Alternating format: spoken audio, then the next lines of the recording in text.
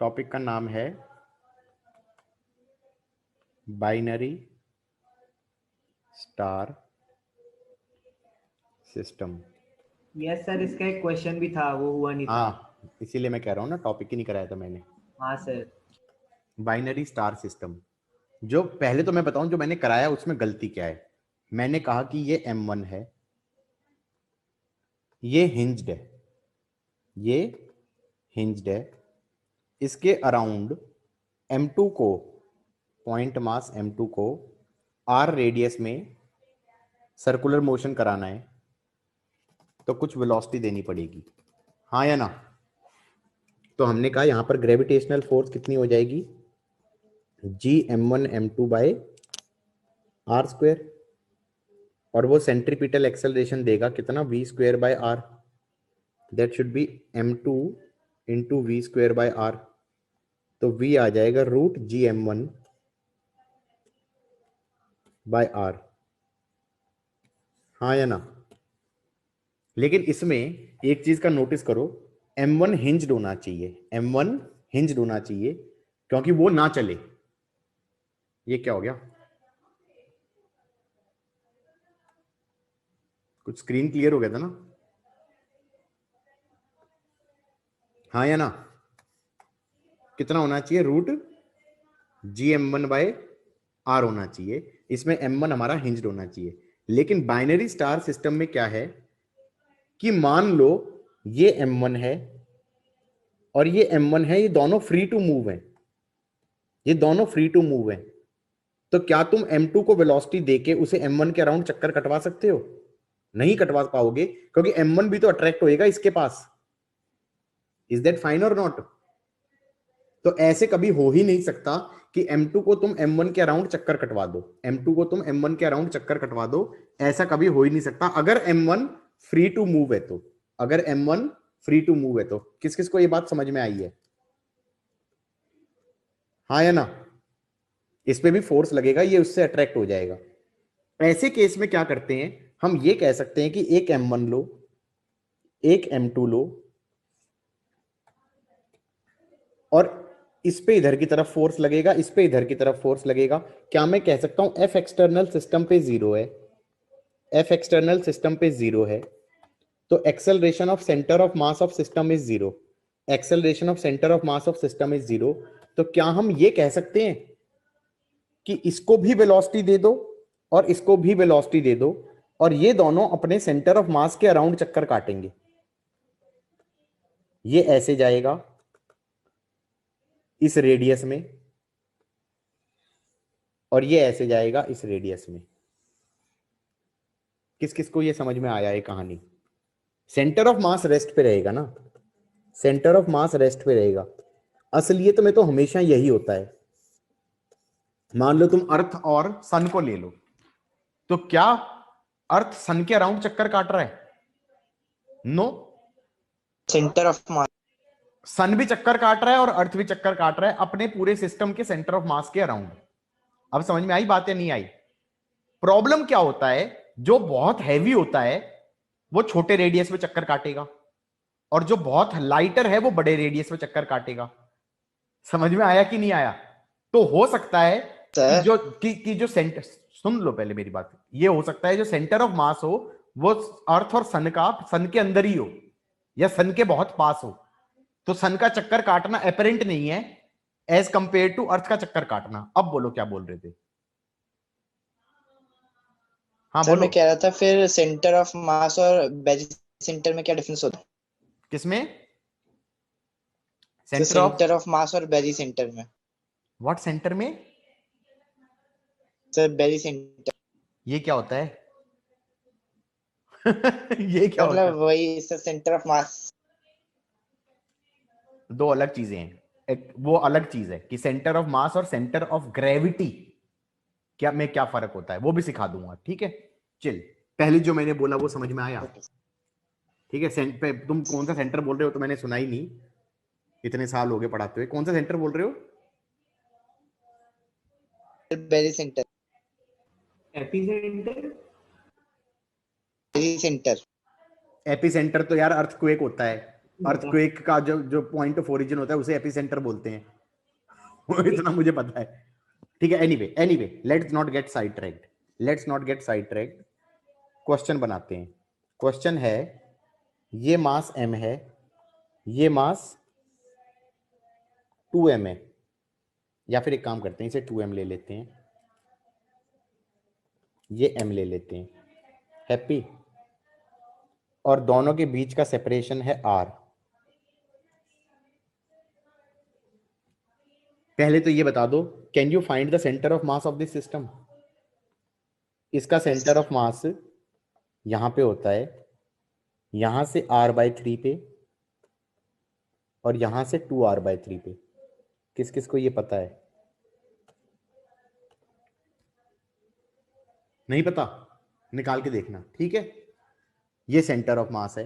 अब क्वेश्चन ये है कि 2m को वेलोसिटी इधर देंगे और m को वेलोसिटी इधर देंगे, अलग अलग वेलोसिटी देनी पड़ेगी, सो दैट कि जो ये 2m है ये ऐसे चक्कर काटेगा r/3 में, ऐसे जाएगा। Is that fine for everybody?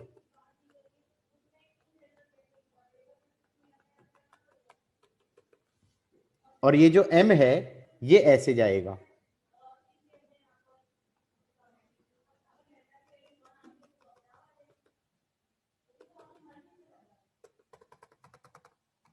हाँ या ना? दूसरी चीज कि दोनों का स्पीड अलग अलग है, इसका v1 है, इसका v2 है, लेकिन दोनों की एंगुलर वेलोसिटी सेम होनी चाहिए। क्यों एंगुलर वेलोसिटी सेम होनी चाहिए? ऐसे कह सकता हूं कि जब ये यहां पहुंचा तो दूसरे वाला यहां पहुंचना चाहिए। किस किस को ये समझ में आया? तभी तो सेंटर ऑफ मास उसी पॉइंट पे रहेगा। जब ये यहां पहुंचा यस सर। तो ये यहां पहुंचना चाहिए, तो दोनों सेम एंगल थीटा से घूम जाने चाहिए। ये भी थीटा से घूमा तो ये भी थीटा से घूमा। Is that fine? तो दोनों का D theta by D T same होगा। दोनों की angular velocity about centre of mass क्या होगी? सेम होगी। Is that fine? Everybody got it और नॉट? दोनों का टाइम ऑफ रिवोल्यूशन भी सेम होगा, दोनों की एंगुलर वेलोसिटी भी सेम होगी। Is that fine? Centre of mass वहीं पे रहेगा। अब अगर मैं किसी एक बॉडी को ले लूं, किसको ले लूं गाइस? m को ले लेता हूं। सपोज मैं m को ले लेता हूं। m को लेके मैं क्या कह सकता हूं? इस पे फोर्स कितना लगेगा? इस पे फोर्स लगेगा g, 2m into m by R square. सही है? इसकी सेंट्रीपिटल एक्सेलरेशन कितनी होनी चाहिए ये बताओ जरा। सेंट्रीपिटल एक्सेलरेशन कितनी होनी चाहिए? v2 स्क्वायर बाय r होनी चाहिए या v2 स्क्वायर बाय 2r/3 होनी चाहिए? नहीं समझे? Sir V2 omega square r होती है या omega v square by r होती है? रेडियस r में जा रहा है या 2r/3 में जा रहा है? 2r/3 में जा रहा है। बिल्कुल सही कह रहे हो। तो इसका मतलब इसकी एक्सेलरेशन सेंटर ऑफ सर्कल की तरफ होनी चाहिए, v2 square by 2r, sorry bye 2r/3। हाँ सही है। दूसरी चीज, इसको v2 के टर्म्स में ना लिख के ओमेगा के टर्म्स में लिखे तो बेटर नहीं है? क्यों? v1 v2 तो दोनों का अलग अलग है। v1 v2 तो दोनों का अलग अलग है। क्या चीज सेम है दोनों की? एंगुलर वेलोसिटी सेम है ना।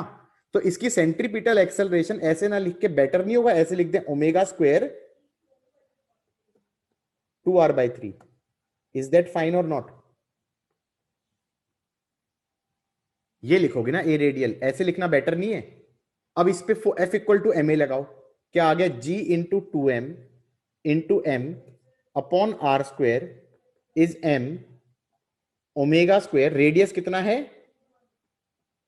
2r/3। तो एंगुलर वेलोसिटी यहां से निकल के आ जाएगी। कितनी आ रही है गाइस? ये आ रही है 3gm बाय आर क्यूब का अंडर द रूट। सही है? √3gm by R cube. किस किस को ये समझ में आ गया? पहली चीज तो ये एंगुलर वेलोसिटी ही पूछेगा। पहले तो ये पूछेगा एंगुलर वेलोसिटी बता दो। दोनों की सेम आएगी। दूसरा पूछेगा टाइम पीरियड ऑफ रिवोल्यूशन बता दो। क्या मैं टाइम पीरियड ऑफ रिवोल्यूशन ऐसे बोल सकता हूं, 2 pi divided by angular velocity. ये किससे सोचा मैंने, theta equal to omega T से सोचा, हाँ या ना। एक चक्कर काटने में कितना एंगल घूम जाना चाहिए, 2 pi divided by angular velocity should be the time of one revolution. This is time of one revolution. Everybody got it. तो ये आ जाएगा 2 pi divided by root 3gm by root of R cube. Happy. और क्या पूछ सकता है ये क्वेश्चन में, ये क्वेश्चन में ये भी पूछ सकता है v1 v2 कितना है। कैन आई से v1 इज r/3 ओमेगा। सही है, एंगुलर वेलोसिटी ऐसे ओमेगा है तो इसका रेडियस r/3 है, तो v1 कितना हो गया r/3 omega, that is r/3, और ओमेगा कितना हो गया root 3gm by R cube. सही है, और v2 कितना हो गया 2r/3 ओमेगा, ओमेगा हो गया root 3gm by R cube. Is that fine for everybody? किस किस को ये अच्छे से समझ में आ गया? एवरीबडी?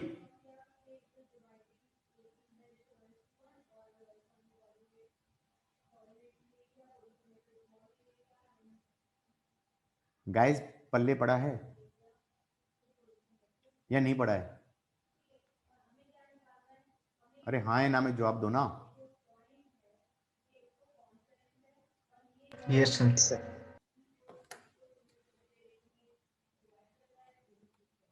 इसको बिल्कुल वेरिएबल्स के टर्म्स में ही अगर करना है तो क्या मैं ऐसे कह सकता हूं, ये m1 है और ये m2 है और ये सेपरेशन r है, ये सेपरेशन r है। इसका सेंटर ऑफ मास यहां पे कहीं हो जाएगा, ये सेंटर ऑफ मास यहां पे हो जाएगा, ये r1 हो जाएगा, ये r2 हो जाएगा। एक इक्वेशन तो बन जाएगी r1 plus r2 is r, and एक हो जाएगा m1 r1 is m2 r2। सही है,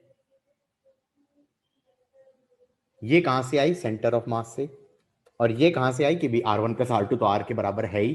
अगर r2 निकालना है तो r2 निकालना है, r1 को एलिमिनेट कर दो, तो r2 कितना आ जाएगा हमारा, r2 कितना आ जाएगा m2 r2 bye m1 plus r2 is r।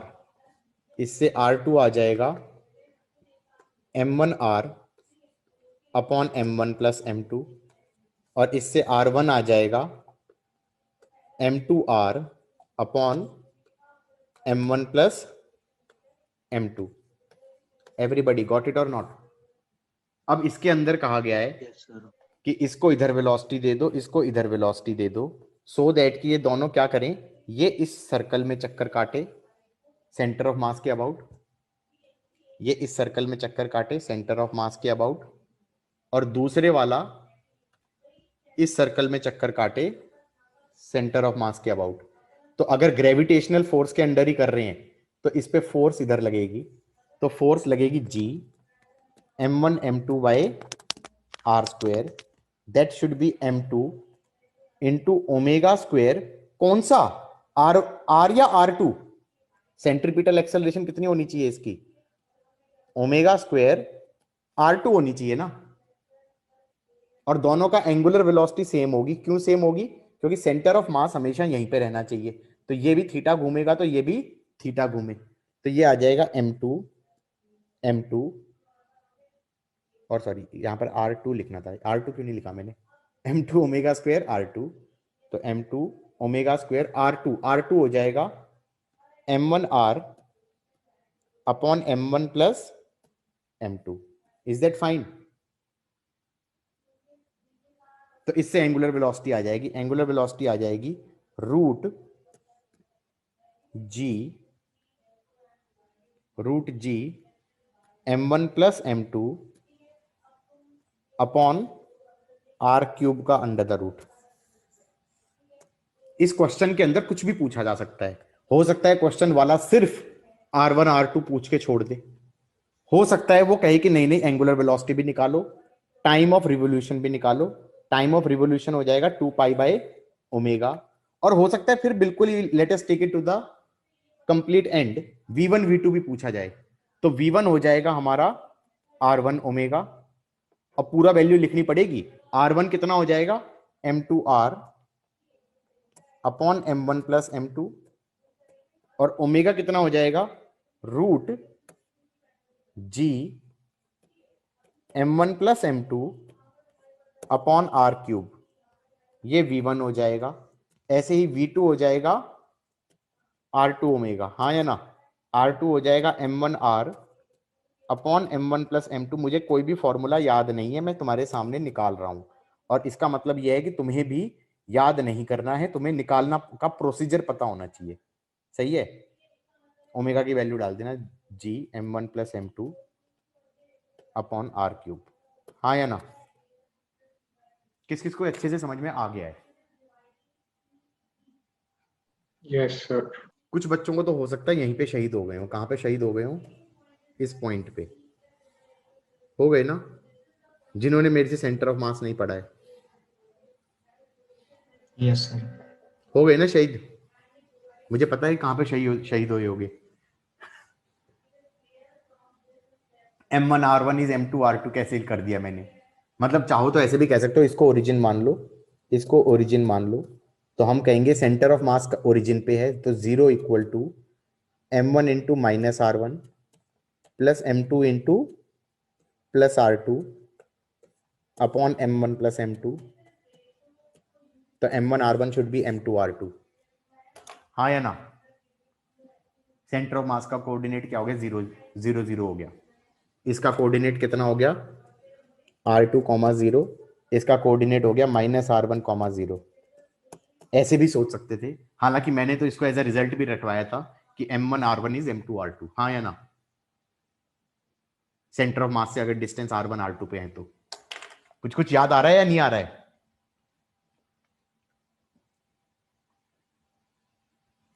अरे हाँ ना में जवाब तो दे दो, कुछ तो कह दो कि हाँ सर कुछ याद है। ये भी बोल सकते हो कि सर कुछ याद नहीं है, वी हैव फॉरगॉटन एवरीथिंग। नहीं सर याद है। सर आ गया। आ गया। So how was binary star system? How was binary star system? Do you realize the same problem would actually occur in the case of atomic structure? The same problem would actually occur in the case of atomic structure also. We will talk about that in modern physics. क्योंकि technically nucleus के around electron चक्कर नहीं काटता। Atomic structure में यही तो मानते हैं, क्योंकि न्यूक्लियस कोई हिंज थोड़े ही है। न्यूक्लियस एंड इलेक्ट्रॉन अपने सेंटर ऑफ मास के अराउंड चक्कर काटते हैं। तो that correction will be done in physics. वो केमिस्ट्री वाला नहीं कराएगा, वो फिजिक्स वाला कराएगा। ठीक है, हाउ इज दैट?